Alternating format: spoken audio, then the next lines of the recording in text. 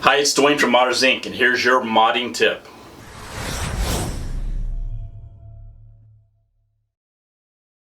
The big thing is doing rigid tubing. So I have some rigid tubing. This is a 13 millimeter. And it's the popular size to be, right? But the problem is that when you're trying to cut it, you have different ways, right? You can do this, you can cut it with a handsaw, you can cut it with a crimper that actually cuts it for PVC piping. Sometimes though, the end just isn't straight. And you can be off by a little bit, but sometimes it, for whatever reason, such as this one, it's just way off.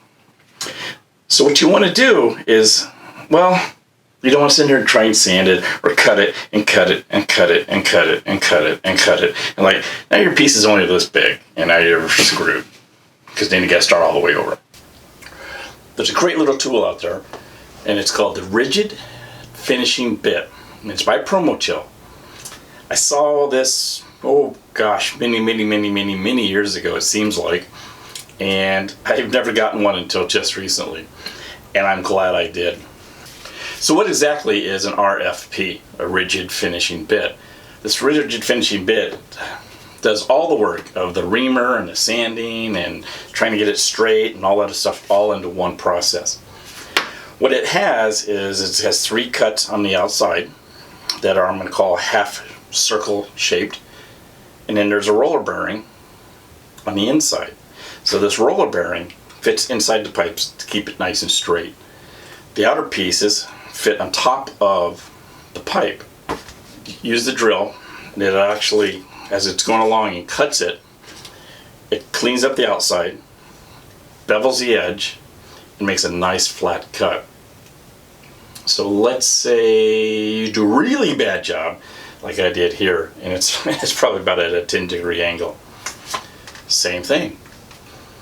Take it, put it on there, but just so it starts where the bad piece is at, where the wide angle piece is at. Just go in there and start just shaving it down.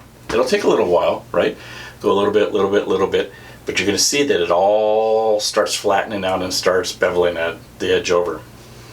Let's say, hey, you know what? Now I've got this nice bend, 90-degree bend. And I've got this spiral that I made, and it goes up, and it goes 15 different directions. The last thing you want to do is cut this too short to fit into your fitting, right?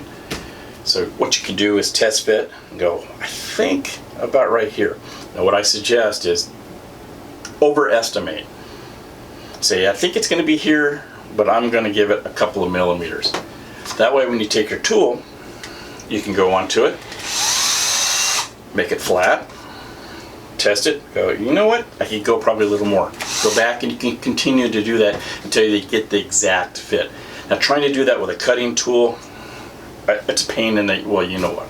Thanks for watching this modding tip. Make sure you subscribe so you can know when the next one comes along or when we do one of our reviews or one of our event videos. So thanks for watching.